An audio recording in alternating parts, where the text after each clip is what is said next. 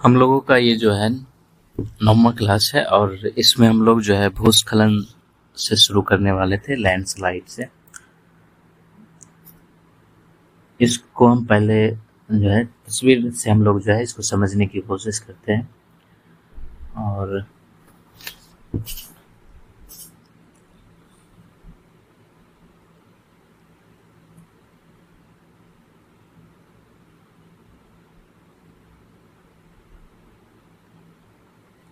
ये थोड़ा ज़्यादा डार्क हो गया है।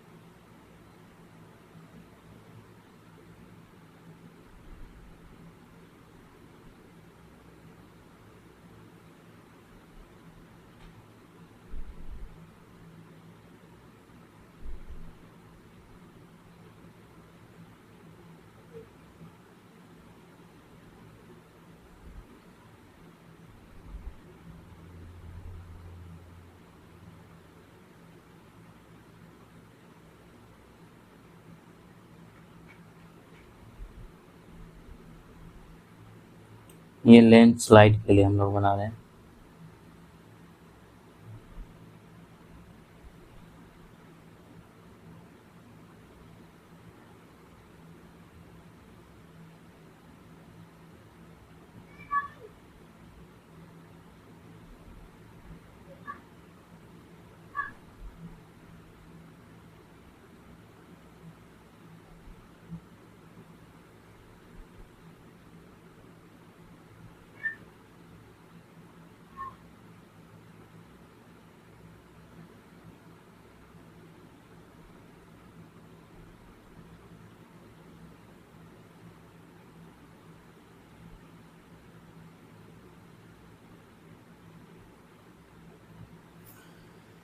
ये जो है लैंडस्लाइड हुआ है, मतलब मेरा कहने का मतलब ये है, ये जो नीचे वाला भाग दिख रहा है ये वाला, ठीक है, ये वाला भाग जो है पहले इसका भाग हुआ करता था ऊपर वाले का, और ये ऊपर से टूट के जो है नीचे घिसक गया है। ठीक है, ये ऊपर से टूट के जो है यहाँ से टूट के नीचे घिसक गया है, और इसी को जो है लैंडस्लाइड कहा जाता है। ये नॉर्मल लैंडस्लाइड है। लैंडस्लाइड की जो है कई श्रेणियां होती है, तो हम लोग इसको लिखते हैं पहले, फिर समझेंगे।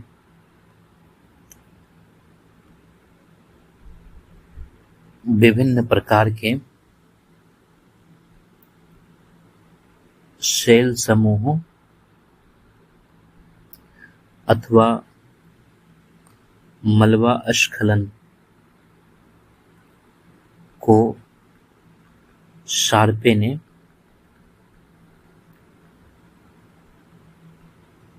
सामूहिक रूप से भूस्खलन का नाम दिया है।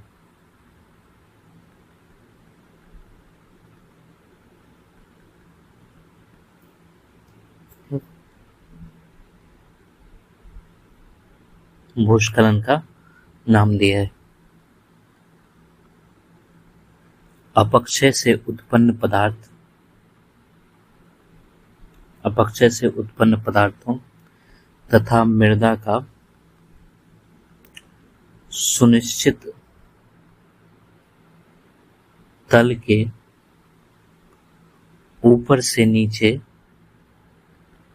की ओर तीव्र संचलन स्खलन कहलाता है।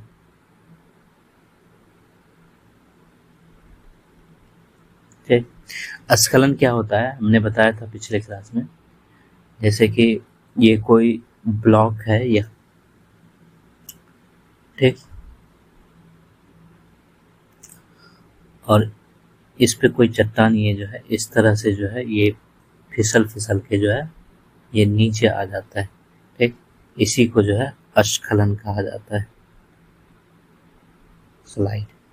ठीक, इसी को अस्खलन कहा जाता है। ये भूस्खलन है, ये वाला भूस्खलन है। तो विभिन्न प्रकार के सेल समूह या मलबा, जो मलबा होता है उसके अस्खलन को सार्फे जो है सामूहिक रूप से उसको भूस्खलन का नाम दिया है। अपक्षय से उत्पन्न, अपक्षय के अंतर्गत आपने देखा था कि मतलब जो पदार्थ या चट्टान का जो क्षरण होता था एक ही जगह पे, तो उससे जो उत्पन्न पदार्थ हैं या फिर जो मृदा है वो एक सुनिश्चित तल के सहारे जो है, जैसे कि इसके लिए इस फिगर के लिए जो है ये जो ब्लैक वाला पार्ट दिख रहा है, ठीक है, ये तल का काम कर रहा है, ये जो तल है, ठीक है, इस तरह। और ये जो ऊपर में है, ठीक है, इसको हम लोग मृदा कह सकते हैं या ऊपरी जो सरफेस होता है, ठीक है, पृष्ठ, उसको भी कह सकते हैं। तो उसके सहारे जो है, या फिर इसको पृष्ठ भी कर लें, ऊपरी परत, ठीक है, परत भी कह सकते हैं। तो यहाँ से टूट के जो है इस तल के सहारे ये नीचे आ गया है, इसी को जो है भूस्खलन कहा जाता है। तो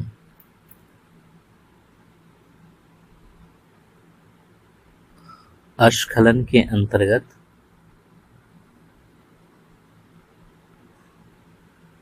सेल समूह या मलबा पृथक्कारी पृष्ठ के ढाल के सहारे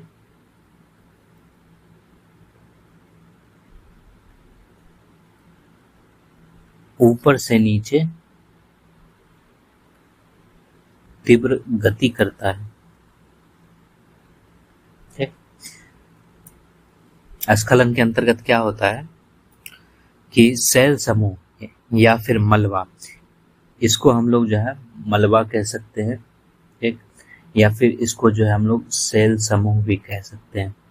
तो सेल समूह या मलबा जो है पृथक्कारी पृष्ठ के ढाल के सहारे, ये क्या है, ये ढाल भी तो है यहाँ पे ना, इसको जो है इधर जगह नहीं, यहाँ पे लिख देते, ये जो है ढाल भी तो है, इस ढाल के सहारे जो है ये ऊपर से नीचे की ओर आ गया। ठीक है, ये जो है ऊपर से नीचे की ओर आ गया है। ठीक, और इसी को जो है अस्खलन कहा जाता है। ठीक, अस्खलन को निम्नलिखित 3 श्रेणियों में विभाजित किया जाता है।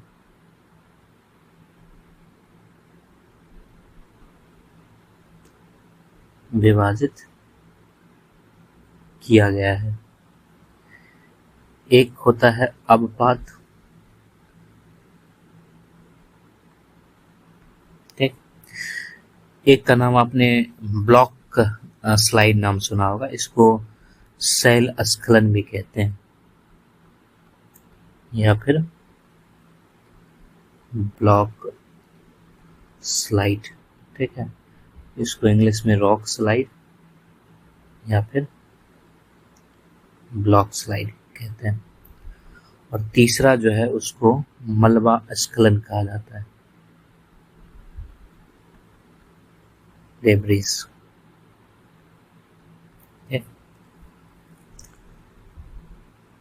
तो हम लोग जो है अवपात से शुरू करते हैं।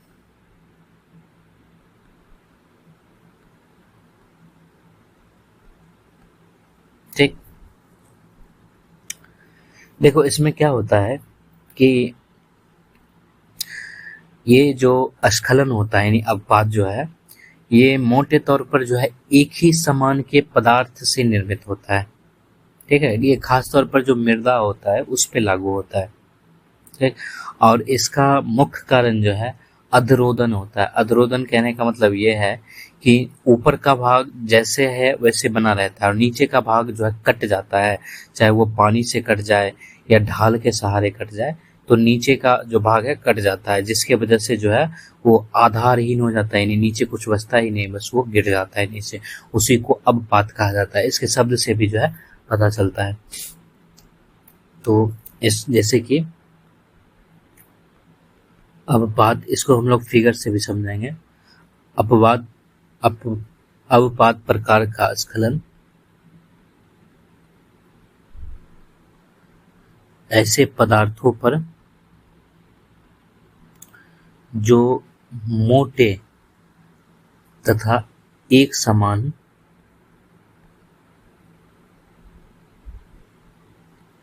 पदार्थों से निर्मित होते हैं,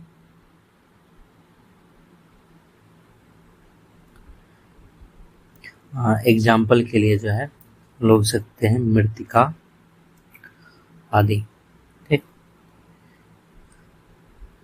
अवपात का मुख्य कारण अधरोदन होता है, अधरोदन है। अधरोदन के फलस्वरूप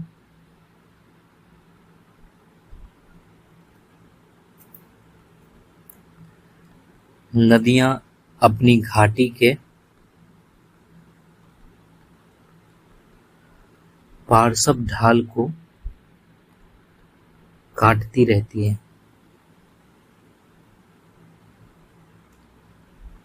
जबकि अधरोदन क्षेत्र के ऊपर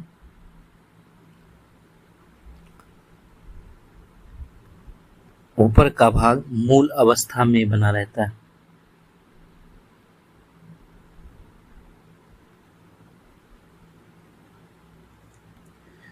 कुछ समय पश्चात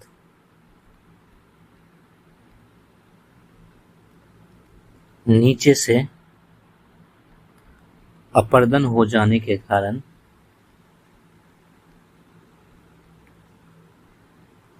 ऊपर का भाग आधारहीन होके, या आधार विहीन भी लिख सकते हैं, होकर नीचे गिर जाता है। इसी को जो है अपवात कहा जाता है। देखो, इसको हम लोग पहले समझने की कोशिश करते हैं, फिर देखो क्या है।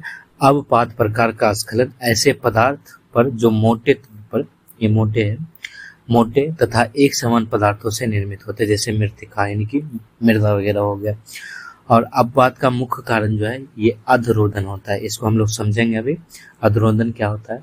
अधरोदन के फलस्वरूप नदियां अपनी घाटी के पार्श्व ढाल को काटती रहती है, जबकि अधरोदन क्षेत्र के ऊपर का भाग मूल अवस्था में बना रहता है और कुछ समय पश्चात नीचे से अपर्दन हो जाने के कारण ऊपर का भाग आधारहीन होकर नीचे गिर जाता है। जैसे कि मान लेते हैं ये कोई पहाड़ पर्वत है, ठीक है।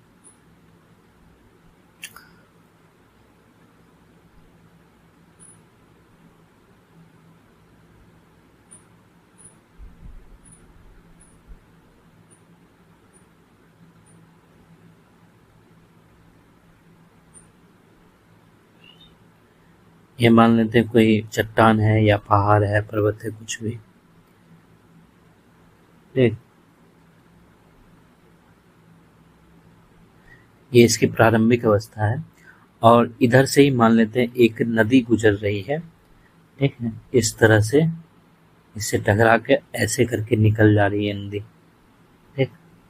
ये जो है नदी है और ये नदी क्या करेगी, इसके नीचे तल को जो है काटना शुरू करेगी, ठीक। इसको हम लोग प्रारंभिक अवस्था मानते हैं। ये शुरू में कुछ इस तरह से जो है बना हुआ है, फिर बाद में ये क्या होगा, बाद में जो है जो ऊपर का तल है वो जैसा है वैसा बना रहेगा, ठीक है। ऊपर का तल जो है जैसा है वैसा बना रहेगा, ठीक। लेकिन जो नीचे का भाग है इसको थोड़ा 3D में बना लेना पड़ेगा।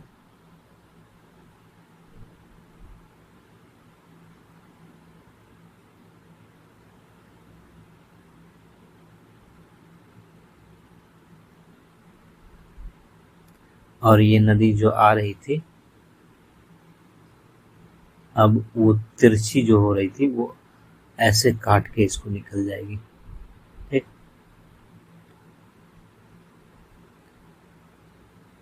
नदी को थोड़ा और बड़ा कर दिया जाए।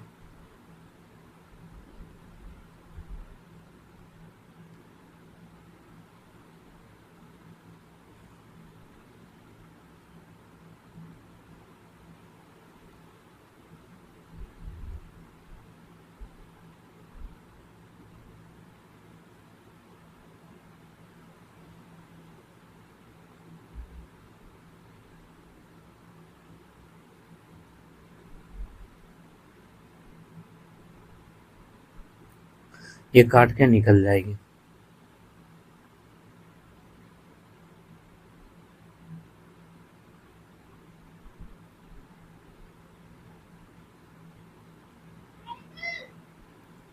ठीक, इस तरह से जो है ये ऊपर का पार्ट जैसे कि वैसे रहेगा। ठीक है, और यही जो है क्या हो जाता है, अब पात हो जाता है, ये नीचे गिर जाता है। ठीक है, ये जो कट रहा है, ये जो भाग इस तरह से कट रहा है, ठीक है, इस तरह से ये भाग कट रहा है, इसी को अधरोधन कहा जाता है। अधरोधन कहा जाता है। पहले ये ऐसा था। ठीक है, इसको हम लोग लिख सकते हैं बाद की अवस्था या द्वितीय अवस्था जो है वो कह सकते हैं। देखो, अवपात एक प्रकार का स्खलन है और ये आमतौर पर जो है एक समान के पदार्थों से निर्मित होता है, जैसे कि मिट्टी वगैरह सब मान सकती है, चट्टान, किसी भी एक तरह का। और इसका मुख्य कारण जो है अधरोधन होता है। ये अधरोधन होता है इसका मुख्य कारण।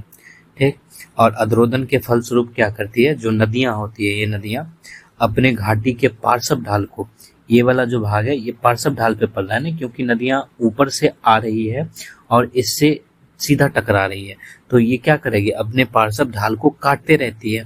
तो काटने के बाद क्या होता है, जो अधरोधन का ऊपर वाला भाग है, जैसे कि ये वाला, ये अपने मूल अवस्था में बना हुआ है। ठीक, अपने मूल अवस्था में, लेकिन नीचे का भाग जो है वो अधरोधन की वजह से जो है कट गया है, यहाँ पे इसका अपर्दन हो गया है, और अपर्दन हो जाने की वजह से ये आधारहीन होकर नीचे गिर जाता है। इसी को अवपात कहा जाता है। ठीक, अब हमारा जो दूसरा है वो है शैल स्खलन या ब्लॉक। कहीं कहीं पे ग्लाइड भी लिखा रहता है और कहीं कहीं पे स्लाइड भी लिखा रहता है। रॉक स्लाइड और ब्लॉक स्लाइड। ठीक, इसको हम लोग पहले लिखते हैं। सभी प्रकार के स्खलन में यह सर्वाधिक महत्वपूर्ण है।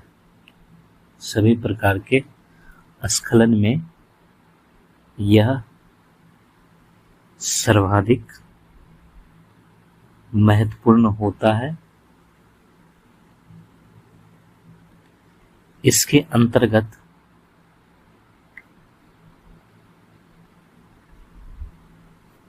बड़े बड़े शिलाखंड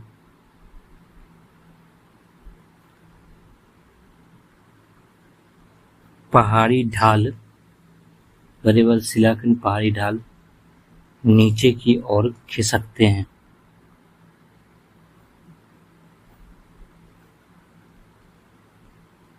इसको ऐसे भी लिख सकते हैं, इसके अंतर्गत बड़े बड़े शिलाखंड पहाड़ी ढाल से नीचे की ओर खिसकते हैं। ऊंचे पहाड़ी क्षेत्रों में जहां खरे ढाल पाए जाते हैं,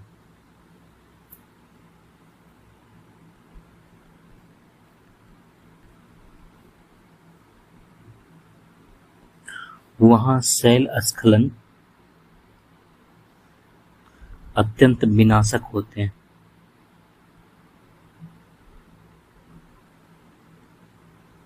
अत्यंत विनाशक होते हैं और पर्वतीय क्षेत्रों में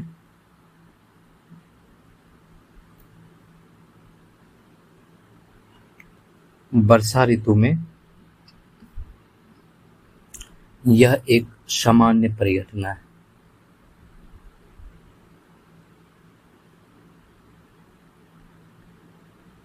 ठीक। शैल स्खलन या ब्लॉक स्लाइड क्या होता है कि सभी प्रकार के स्खलन में सर्वाधिक महत्वपूर्ण होता है और इसके अंतर्गत जो है बड़े बड़े शिलाखंड पहाड़ी ढाल से नीचे की ओर खिसकते हैं और ऊंचे पहाड़ी क्षेत्रों में जहां पर खड़े ढाल पाए जाते हैं वहां शैल स्खलन अत्यंत विनाशक हो जाता है। और इसका फिगर जो है हम लोग इसके माध्यम से समझ सकते हैं। यहाँ पर ढाल की तीव्रता बहुत ज़्यादा है, ठीक है, और खास तौर पर वर्षा ऋतु में, ठीक है, अगर यहाँ पर बादल बना दिया जाए और ये जो बारिश हुआ है ये मान लेते हैं बहुत ज़्यादा बारिश हुई है, ठीक है, तो बारिश की वजह से जो है ये टूट के जो है नीचे आ गया है। पर्वतीय क्षेत्र में इस तरह की घटनाएं घटती है, ठीक है, तो इसी को जो है शैल स्खलन कहा जाता है। ठीक, सभी प्रकार के स्खलन में यह सर्वाधिक महत्वपूर्ण होता है। इसके अंतर्गत बड़े बड़े शिलाखंड पहाड़ी ढाल से नीचे की ओर खिसकते हैं। ऊंचे पहाड़ी क्षेत्रों में जहां पर खड़े ढाल पाए जाते हैं वहां शैल स्खलन अत्यंत विनाशक होता है। पर्वतीय क्षेत्रों में वर्षा ऋतु में भी यह सामान्य परिघटना होती है। इसके अलावा जो तीसरा है वो हमारा है मलबा स्खलन। ये अपवाद के जो अपवाद था हमारा ये वाला, इसके तुलना में जो है ये मलबा स्खलन विस्तृत होगा, यानी कि बहुत बड़ा होगा, ये बड़े पैमाने पर घटित होता है, ठीक है। लेकिन जहाँ पर अपवाद में जो है जल की मात्रा जितना होता है उसके तुलना में मलबा स्खलन में जो है जल की मात्रा कम होती है, ठीक है। मलबा स्खलन को हम लोग मुख्य रूप से ये कह सकते हैं कि इसमें मिट्टी और चट्टानी टुकड़ों का जो है मिश्रण रहता है, उसमें पानी की मात्रा कम रहती है, ठीक है, उसी को मलबा स्खलन कहा जाता है। तो यह अपवाद की तुलना में अधिक विस्तृत होता है तथा बड़े पैमाने पर घटित होता है, परंतु इसमें जल की मात्रा अत्यंत कम होती है।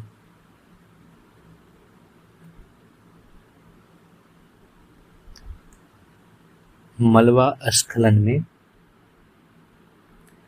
मृदा तथा शैल खंडों का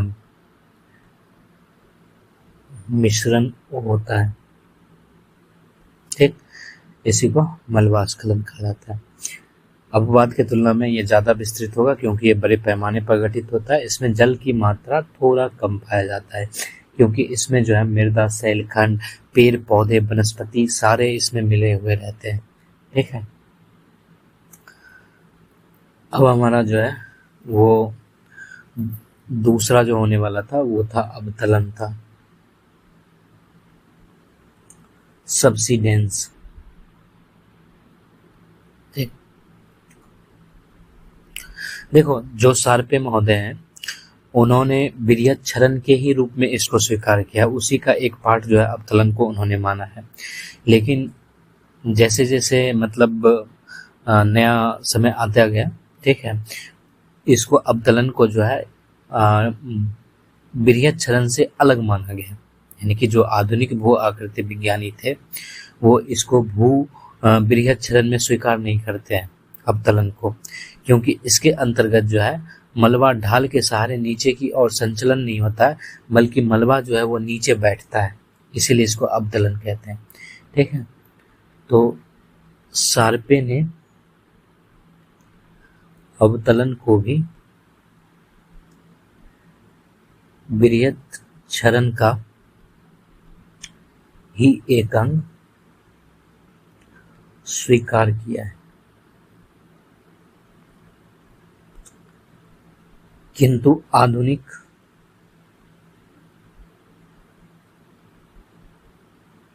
भू आकृति विज्ञानी इसे विर्यच्छरण स्वीकार नहीं करते हैं, क्योंकि इसके अंतर्गत मलबे ढाल के सहारे नीचे की ओर संचलन नहीं होता है, वरन मलबा ही नीचे बैठता है। ठीक। शार्पे महोदय ने अवतलन को जो है विर्यत क्षरण का ही एक अंग स्वीकार किया है, और आधुनिक भू आकृति विज्ञानी जो है इसे विर्यत क्षरण स्वीकार नहीं करते हैं, क्योंकि इसके अंतर्गत जो है मलबा ढाल के सहारे नीचे की ओर संचलन नहीं करता, बल्कि मलबा नीचे बैठता है। इसी को अवतलन कहा जाता है। ठीक। अब हमारा इस चैप्टर में जो आखिरी टॉपिक है वो देखते हैं, और वो है विर्यत क्षरण की महत्ता। Importance of mass wasting. ठीक।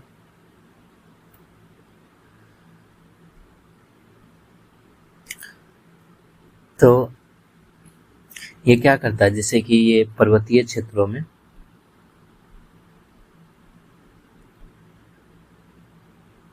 पर्वतीय ढालों एवं जो जल विभाजक होते हैं उसको नष्ट करने का कार्य करता है।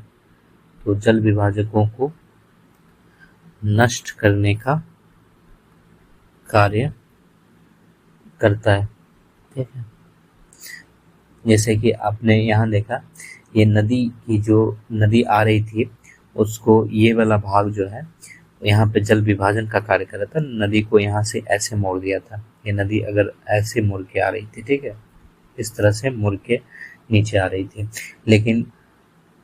लेकिन विर्यत क्षरण क्या करता है, ये जो विभाजक थी यानी कि जो विभाजन का काम कर रहा था इसको नष्ट कर देता है। वो अपने फिर जो है इस तरह की अवस्था में आ जाता है। ठीक। तो ये जल विभाजक यानी पर्वतीय ढालों एवं जल विभाजक को नष्ट करने का कार्य करता है। दूसरी चीजें जो है ये नदी घाटी को चौड़ा करने का भी कार्य करता है। तो नदी घाटी को चौड़ा करने का भी कार्य करता है। ठीक।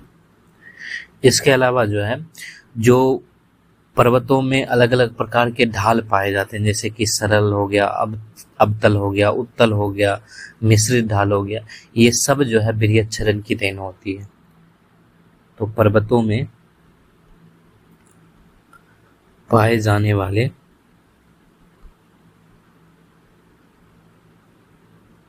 विभिन्न प्रकार के ढाल जैसे सरल, अवतल, उत्तल, मिश्रित ढाल आदि विर्यत क्षरण की ही देन है। इसके द्वारा जो है छोटी छोटी भू आकृतियों का भी निर्माण होता है। तो इनके द्वारा छोटी छोटी भू आकृतियां जैसे शैल मलबा शंकु, हमने देखा था शैल मलबा शंकु क्या होता है, आदि का निर्माण होता है या आदि निर्मित होते हैं। ये विनाशक भी सिद्ध होता है। तो यहाँ पर हम लोग इसकी महत्ता की चर्चा कर रहे हैं, तो उसमें ये बातें नहीं लिखने, लेकिन ये जो है विनाशक भी होता है। ठीक है। और खासतौर पर बारिश के मौसम में पर्वतीय क्षेत्रों में हमें देखने को मिलता है। तो यहीं पर जो है ये वाला चैप्टर हम लोगों का समाप्त हो गया था। अब जो हम लोग दूसरा शुरू करते हैं, ये भू आकृति को शुरू करते हैं, या इसको कहीं कहीं पर जो है भू आकार की भी लिखा रहता है। ठीक। इसको हम लोग शुरू करते हैं, और इसके अंतर्गत जो है हम लोग सबसे पहले जलीय भू आकृति को लेते हैं। ठीक। जलीय भू आकृति, फ्लुवियल जियोमॉर्फोलॉजी। ठीक, हमने भू आकृति विज्ञान शुरू किया था, उसी के अंतर्गत जो है ये दूसरा पार्ट है। यहाँ पर जलीय भू आकृति हम लोग देख रहे हैं। इसमें देखो, हम लोग जानते हैं कि जो नदियां होती है वो प्राकृतिक वाहिका है जल की, यानी कि जल जो है उसमें प्राकृतिक रूप से पाया जाता है और गुरुत्वाकर्षण बल के अधीन जो है वो ढाल के अनुरूप प्रवाहित होता है। और नदियां जो है भूपृष्ठ पर समतल का भी कार्य करती है। ठीक है, समतल का भी कार्य करती है। और उसका जो समतल स्थापन का कार्य होता है वो 3 रूप में होता है, क्योंकि वो अपर्दन भी करती है, ठीक है, उसका परिवहन भी करती है और फिर अंत में कहीं ले जाकर वो एक जगह जमा कर देती है, यानी कि उसका निक्षेपण भी करती है। इसीलिए नदी को जो है नदी का जो ये कार्य है उसको त्रिकल कार्य कहा जाता है, यानी 3 कार्य हो रहा है ना, अपर्दन, परिवहन और निक्षेपण। ठीक है, तो इसको हम लोग लिख रहे हैं, नदियां जल की प्राकृतिक वाहिका होती है,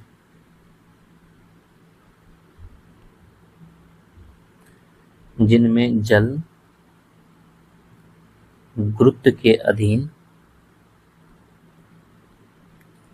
ढाल के अनुरूप प्रवाहित होता है। ठीक, नदियां भूपृष्ठ पर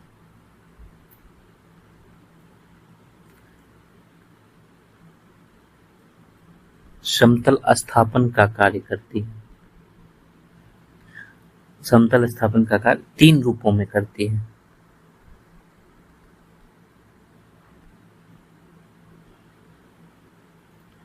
इसके अंतर्गत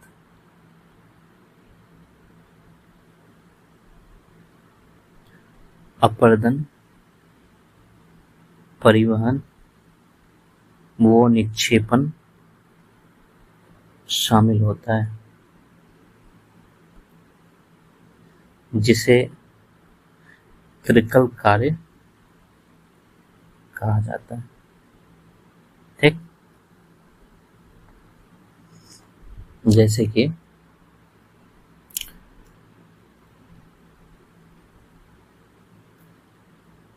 कि ये मान लेते हैं हम लोग पहाड़ है, ठीक, और यहाँ से जो है नदी इस तरह से मान लेते उतर रही है। ठीक,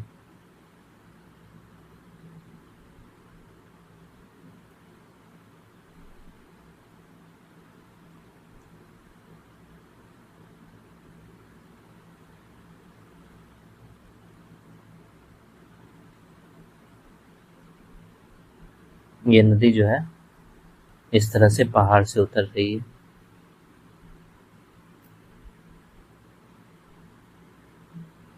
ये पहाड़ है।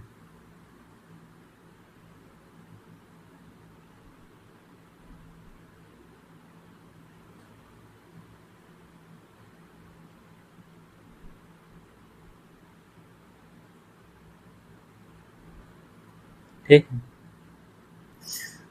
ये उतर रही है।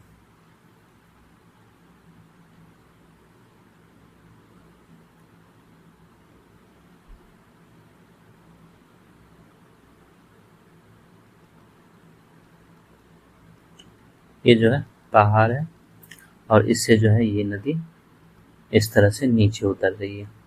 ठीक, तो ये क्या करती है, ये यहाँ पे जो है जो ये वाला भाग है, ये वाला भाग, ये यहाँ पे इसको काट के ही तो नीचे ये उतर रही है ना, तो यहाँ पर समतल भी बनाने का कार्य कर रही है ये। ठीक है, साथ ही साथ जो है इसमें ढेर सारे चट्टान के टुकड़े वगैरह सवार हैं, तो ये अपर्दन का भी कार्य कर रही है। ठीक है, इसके अलावा जो है ये चट्टानी टुकड़े जो है एक जगह से दूसरे जगह स्थानांतरित भी हो रहे हैं, तो ये परिवहन का भी कार्य कर रही है और शायद कहीं पे जाकर ये जो है जमा हो जाएगा। ठीक है, तो ये निक्षेपण का भी कार्य कर रही है। तो अपर्दन भी कर रही है ये, ठीक है, परिवहन भी कर रही है और साथ ही साथ जो है निक्षेपण भी कर रही है ये। ठीक है, तो ये जो तीनों कार्य है, इस कार्य को जो है त्रिकल कार्य कहा जाता है। ठीक है, नदी का त्रिकल कार्य है ये। ठीक, तो हम लोग सबसे पहले देखेंगे अपर्दन का कार्य।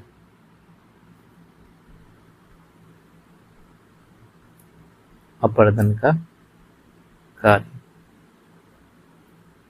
ठीक, ये देखो गुरुत्व के अधीन, ठीक, सारी चीजें गुरुत्व के अधीन हो रही है। ये नदी है, ठीक है, ये नदी है, ठीक है, ये पहाड़ पर्वत है।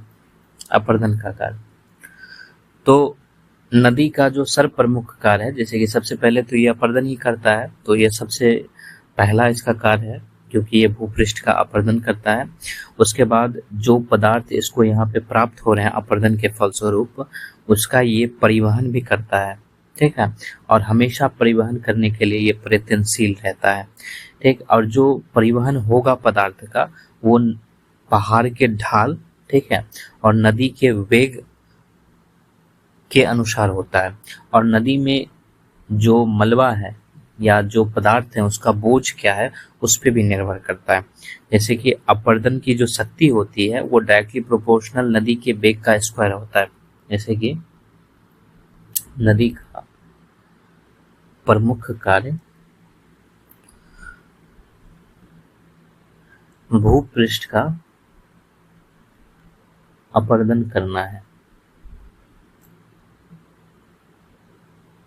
नदियां भूपृष्ठ से पदार्थ प्राप्त कर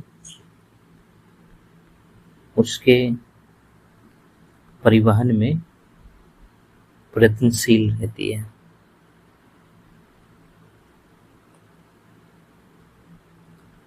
नदी का अपर्दन कार्य नदी के ढाल तथा वेग और उसमें उपस्थित अवसाद, या फिर इसको लिख सकते हैं नदी बोझ, अर्थात नदी बोझ पर निर्भर करता है। ठीक, नदी का प्रमुख कार्य होता है भूपृष्ठ का अपर्दन करना। नदी भूपृष्ठ के अपर्दन से प्राप्त पदार्थ प्राप्त कर उसके परिवहन में प्रयत्नशील रहती है। और नदी का अपर्दन कार्य नदी के ढाल तथा वेग और उसमें उपस्थित अवसाद या नदी बोझ पर निर्भर करता है। जो अपर्दन की शक्ति है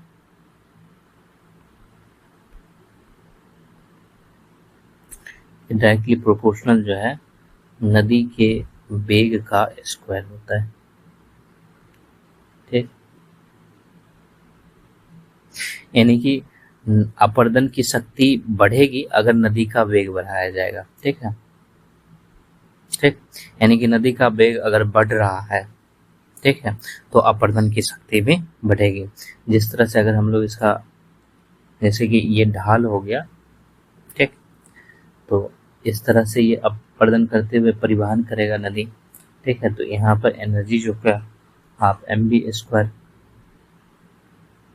ठीक,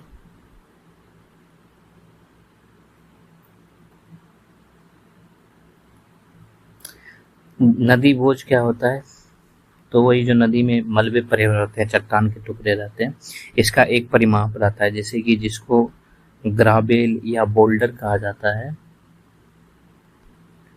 वो 256 mm का होता है। ठीक, एक कोबूल होता है, ये जो है 64 mm से 256 mm का होता है। इसके अलावा जो है एक पेबूल होता है जो 4 mm से 64 mm के बीच होता है।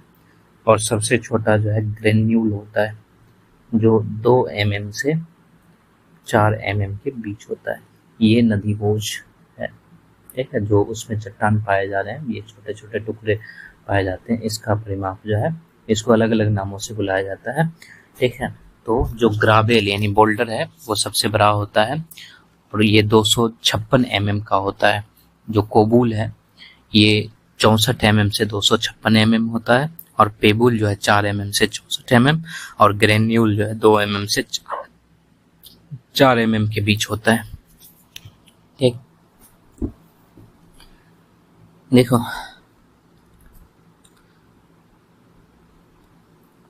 यदि नदी के मार्ग का ढाल वो जल का आयतन अधिक होता है,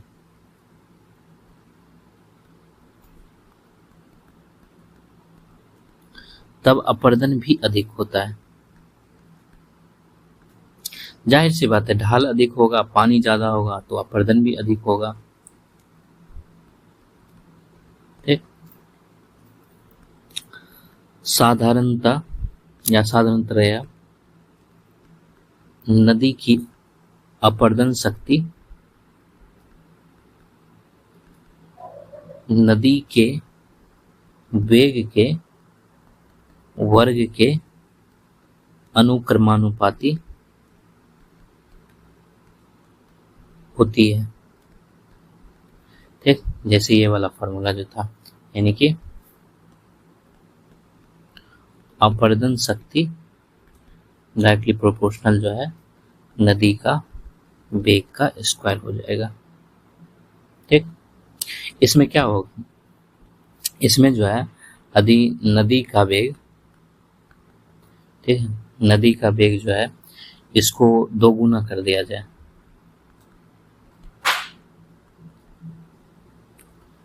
तो अपरदन शक्ति कितना हो जाएगा, अपरदन शक्ति 4 गुना हो जाएगा। ठीक है, लेकिन इसके लिए शर्त क्या है कि नदी बोझ जो है वो सीमित रहे, बशर्ते नदी बोझ सीमित या नियत रहे। ठीक है, ठीक। इसके अलावा ऊपर जो था कि नदी बोझ पे तो ये निर्भर करता है अपरदन। ठीक है, तो नदी द्वारा अपरदन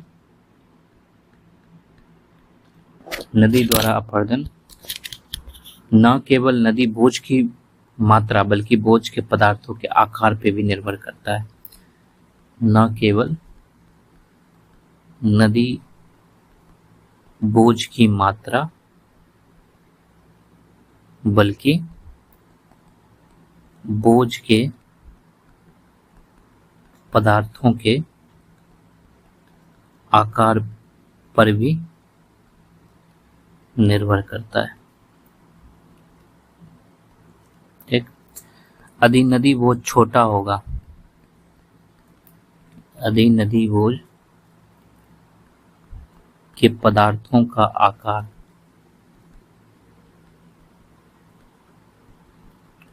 छोटा है तो वह जल में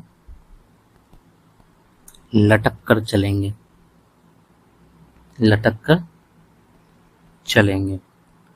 और कम अपरदन करेंगे।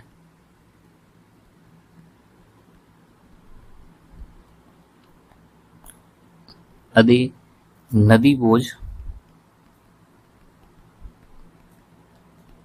के पदार्थों का आकार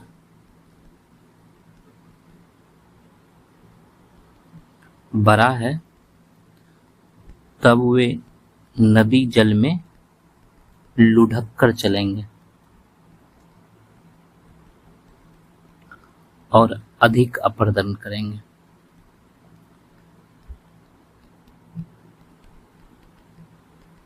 ठीक, नदी द्वारा अपरदन न केवल नदी बोझ की मात्रा बल्कि बोझ के पदार्थों के आकार पर भी निर्भर करता है। यदि नदी बोझ के पदार्थों का आकार छोटा है तो वो जल में लटक कर चलेंगे और कम अपरदन करेंगे। यदि नदी बोझ के पदार्थों का आकार बड़ा है तब वो नदी जल में लुढ़क कर चलेंगे और अधिक अपरदन करेंगे। जैसे कि मान लो अगर कोई पदार्थ है वो गोल है, ठीक है, ये गोल है तो इससे कम अपरदन आता है। वहीं पे कोई नुकीला पदार्थ है, इस तरह से नुकीला है, ठीक, इस तरह से नुकीला पदार्थ है तो इसका जो ये कोना है जहां जहां से ये टकराएगा, ठीक है, उस भाग को जो है ये छीलते हुए यानी अपरदन करते हुए जो है आगे बढ़ेगा और अंत में जाके ये भी गोल हो जाता है, यानी कि ये भी घिसते घिसते गोल हो जाता है। और अगर छोटा है तो वो पानी के तली में, यानी कि पानी भी तो अपना फोर्स ऊपर की ओर लगाता है, तो पानी की तली में नहीं बैठ पाता है, ठीक है, वो उस पर लटक के चलने लगता है। वहीं पर अगर भारी पदार्थ है यानी बड़ा है तो नदी में लुढ़क के चलता है, यानी कि जमीन से टकराते हुए चलता है, ठीक है। इसमें आगे लिखते हैं, प्रत्येक नदी की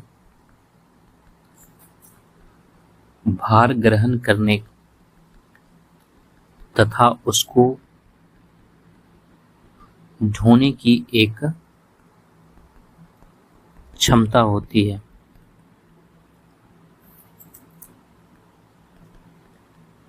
यदि नदी में अधिकतम भार होता है तो नदी का वेग कम हो जाता है, ठीक, जिससे अपरदन धीमा हो जाता है।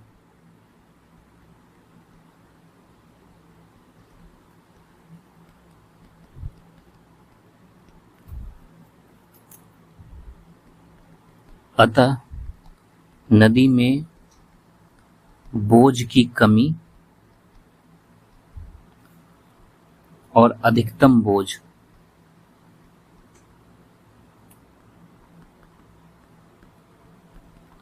दोनों से अपरदन कम होता है,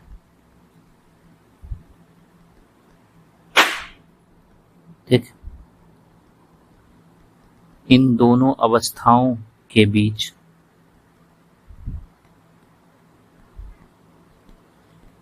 की अवस्था होने पर अधिकतम अपरदन होता है।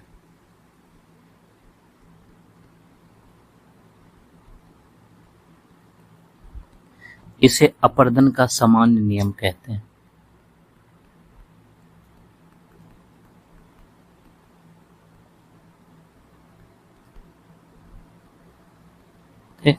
देखो, जाहिर सी बात है कि प्रत्येक नदी की भार ग्रहण और उसके ढोने की एक क्षमता है। अगर उसमें पानी कम है और भार अधिक हो जाए तो पानी भार के बीच ही रुक जाएगा, वो आगे बढ़ेगा ही नहीं, ठीक है।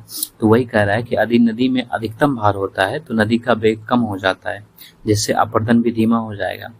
और नदी में बोझ ही ना रहे, बिल्कुल ना के बराबर है, तो भी अपरदन नहीं हुआ, क्योंकि पानी बह के आगे चला जाएगा, उसमें अपरदनकारी जो करता है वो है ही नहीं, अपरदनकारी जो कारक है वो है ही नहीं, यानी बोझ है ही नहीं। तो बोझ की कमी और बोझ की अधिकता दोनों जो है अपरदन को कम करता है। अगर बोझ भी रहे, ज़्यादा रहे ना कम रहे, यानी बीच की स्थिति वाले पर रहे, तो उस समय जो है अधिक अपरदन होता है और इसे अपरदन का सामान्य नियम कहते हैं, ठीक। नदी के अपरदन कार्य में अपरदित होने वाले स्थल खंड की संरचना का भी प्रभाव पड़ता है। यदि स्थल खंड की चट्टान अधिक संगठित, अभेद्य, अप्रवेश व सिंदी विहीन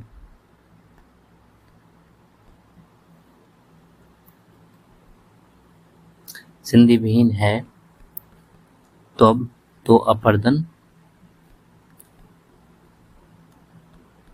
सफलतापूर्वक नहीं हो सकेगा।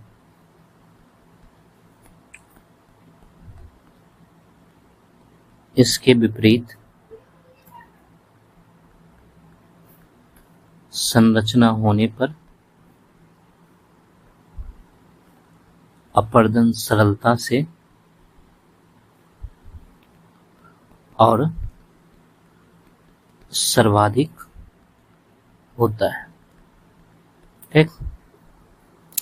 नदी के अपरदन कार्य में अपरदित होने वाले स्थल खंड की संरचना, यानी कि जो ये वाला मैंने बताया था, ठीक है, नदी के अपरदन कार्य में अपरदित होने वाले स्थलखंड की संरचना का भी प्रभाव पड़ता है। यदि स्थलखंड की चट्टानें अधिक संगठित, अभेद, अप्रवेश, संधि विहीन है तो अपरदन सफलतापूर्वक नहीं हो सकेगा। इसके विपरीत संरचना होने पर अपरदन जो है सरलता से होता है और सर्वाधिक होता है। ठीक, हम लोग देखते हैं नदी के अपरदन के रूप। ठीक, देखो नदी का अपरदन जो है वो कई रूपों में संपन्न होता है, जैसे कि गोलीकरण है, संचारण है, अपघर्षण है, ये सारे इसके रूप हैं। सन्निघर्षण है, ठीक है, ये सारे इसके रूप हैं। जैसे कि हम लोग एक फिगर बनाते हैं, पहले लिखते हैं थोड़ा, ठीक है, उसके बाद बनाते हैं। नदी अपरदन कार्य, हम लोगों का टाइम भी हो चुका है, तो नदी अपरदन कार्य निम्नलिखित रूपों में संपन्न होता है। जैसे घोलीकरण हो गया, ठीक है, इसको संचारण भी कहते हैं, यानी कि सॉल्यूशन, घोलीकरण।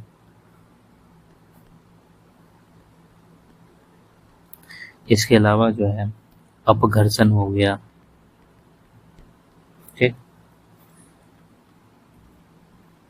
अपघर्षण हो गया, सन्निघर्षण हो गया,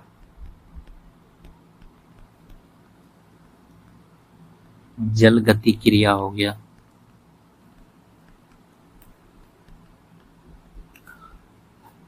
हाइड्रोलिक एक्शन,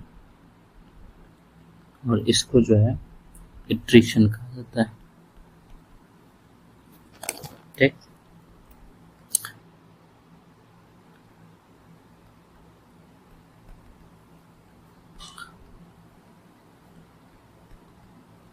देखो एक फिगर के माध्यम से हम लोग समझने की कोशिश करते हैं।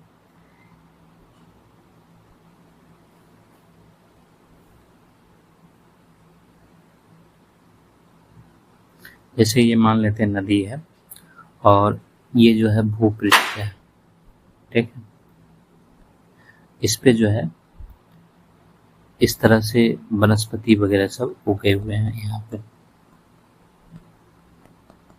ठीक,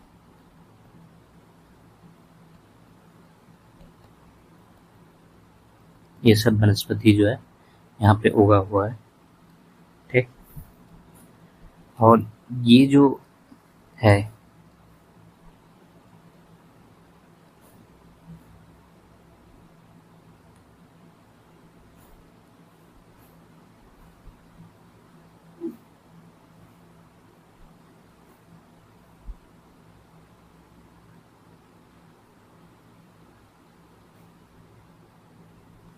ये हाइड्रोलिक एक्शन इसी के थ्रू होता है, ठीक,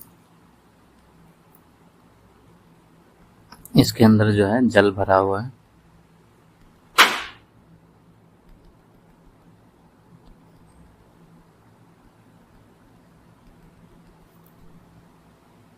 ठीक,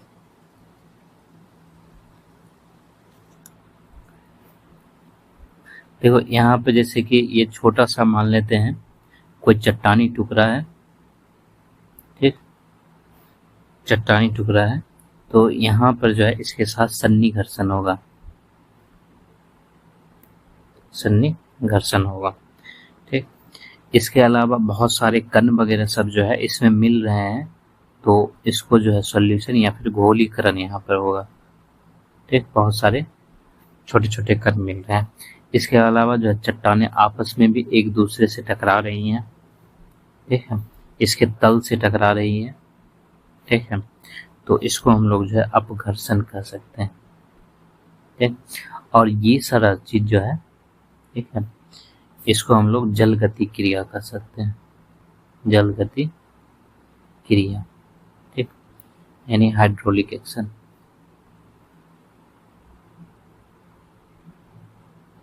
ठीक है।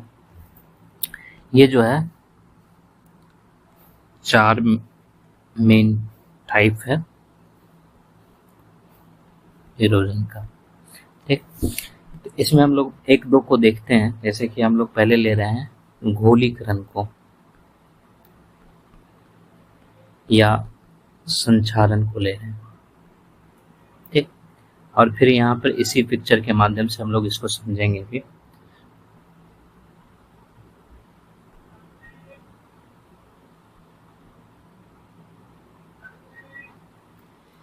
देखो, घोलीकरण में क्या होता है कि नदी के बहते हुए जल के संपर्क में आने से जो है चट्टानों के जो घुलनशील पदार्थ होते हैं, ठीक है, वो पानी में घुल जाते हैं, उसी को घोलीकरण का, और उससे चट्टान से पृथक हो जाते हैं। जैसे कि ये जो घोलीकरण है, यहाँ पर मान लेते हैं ये चट्टान था और इसमें कुछ पदार्थ है जो जल में घुलने वाला है, तो घुल जाएगा और चट्टान का साइज जो है कुछ इस तरह से छोटा हो जाएगा, क्योंकि वो पदार्थ इससे निकल जाएगा, तो इसी को घोलीकरण कहा जाता है, ठीक।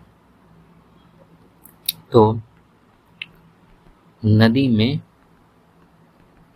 बहते हुए जल के संपर्क में आने वाली चट्टानों के घुलनशील पदार्थ नदी जल में घुलकर चट्टानों से पृथक हो जाते हैं, ठीक है, इसी को घोलीकरण कहा जाता है। इसके अलावा जो दूसरा है हमारा, वो अपघर्षण है, ठीक, अपघर्षण। इसको हम लोग देखते हैं। इसमें क्या होता है कि नदी के साथ पर्याप्त मात्रा में नदी बोझ भी होता है,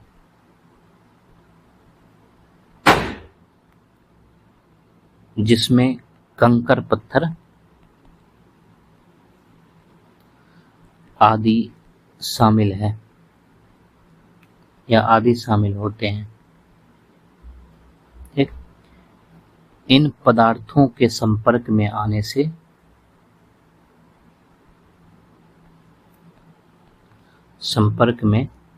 आने वाली चट्टानें, इन पदार्थों के संपर्क में आने वाली चट्टानों के घर्षण और टूट फूट की क्रिया को अपघर्षण कहा जाता है,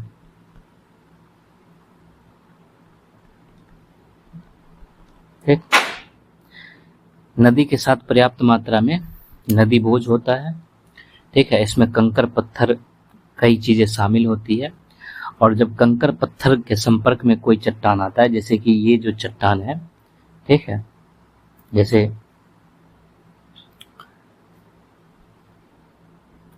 जैसे कि ये वाला जो चट्टान है, ठीक है, ये कंकर पत्थर के संपर्क में आ रहे हैं और उससे जो है इसमें ये सब टूटने फूटने लगता है या घिसता है, इसी को जो है अपघर्षण कहा जाता है, ठीक है, इसी को अपघर्षण कहा जाता है। इसके अलावा नदी बोझ में जो गुलाब, कंकर पत्थर या टुकड़े शामिल होते हैं, उसको छेदन यंत्र भी कहा जाता है, ड्रिलिंग टूल्स, ठीक। तो नदी बोझ यहाँ नोट करके, नदी बोझ में गुलाब, कंकर पत्थर, चट्टानी टुकड़े,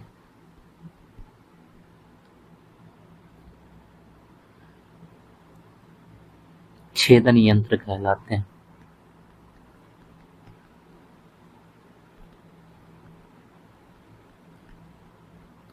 छेदन यंत्र कहलाते हैं, ठीक। ये छेदन यंत्र का कार्य क्या होता है कि ये नदी के तल में जो है लंबवत, ठीक है, ऐसे या फिर ऐसे, ठीक है, अपर्दन करता है। इसके अलावा क्षैतिज अपर्दन भी करता है ये, ठीक।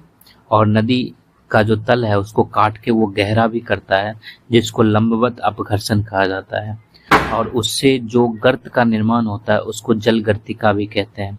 और ये जो है नदी का जो तरुणा अवस्था होता है, जिसमें ग्लेशियर से नदी निकलती है, उस समय तेज बहाव के साथ निकलती है, उसमें अधिक बहाव रहता है, उस समय ये अधिक होता है। तो यानी जो छेदन यंत्र है ये नदी के तल में लंबवत और क्षैतिज अपर्दन करते हैं। जब छेदन यंत्र, हम लोगों का समय हो चुका है, जब छेदन यंत्र नदी की तली को काटकर गहरा करते हैं तब इसे लंबवत अपघर्षण कहा जाता है, अपघर्षण कहते हैं। इससे निर्मित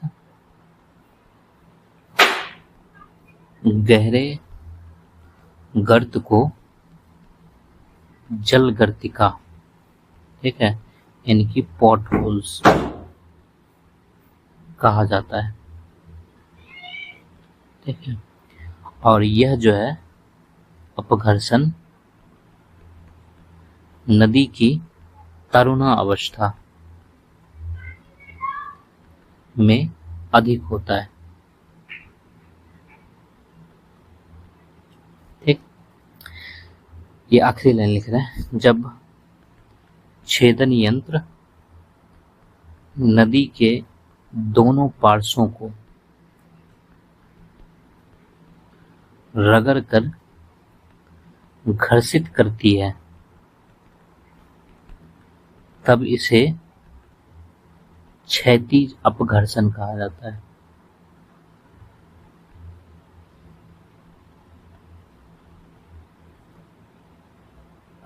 है। इसमें नदी के किनारे कटकर चौड़े होते हैं जो नदी घाटी को चौड़ा करते हैं। यह मुख्यतः पौधा अवस्था, हम लोग देखेंगे नदी की जो तरुणा अवस्था, पौधा अवस्था, वृद्धावस्था क्या होता है वो आगे वृद्धावस्था से संबंधित होता है, ठीक। देखो जो चट्टानी टुकड़े हैं जिसको छेदन यंत्र कहा जाता है, ठीक है, ड्रिलिंग टूल्स, ये नदी के तल में लंबवत और क्षैतिज आवर्तन करते हैं, जिसको हम लोगों ने समझा। और जब छेदन यंत्र नदी की तली को काटकर गहरा करते हैं तब इसे लंबवत अपघर्षण कहा जाता है, ठीक है। और इससे निर्मित गहरे गर्त को जो है जल गर्तिका कहा जाता है। और यह अपघर्षण जो है नदी की तरुणा अवस्था में अधिक होता है। और जब छेदन यंत्र नदी के दोनों पार्श्वों को, ठीक है, काटकर घर्षित करते हैं, पार्श्व मतलब इसके चौड़ाई को, इसको काटा जा रहा है, ठीक है, गहराई नहीं काटा जा रहा है, इसको काटा जा रहा है, ये दोनों पार्श्वों को काटा जा रहा है, ठीक है। जब रगड़ के घर्षित करते हैं तब इसे क्षैतिज अपघर्षण कहा जाता है।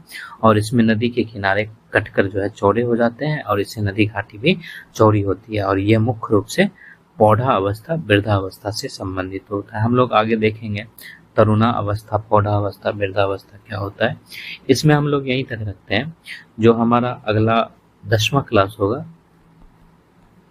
उसमें हम लोग जो है सन्नी घर्षण से शुरू करेंगे, ठीक, सन्नी घर्षण से शुरू करेंगे। और इसको भी जो है पिक्चर के माध्यम से, हम लोग फिगर के माध्यम से समझने की कोशिश करेंगे अपघर्षण को। तो इसमें हम लोग जो है यहीं तक रखते हैं क्योंकि हमारा समय जो है समाप्त हो चुका है। इसमें हम लोग यहीं तक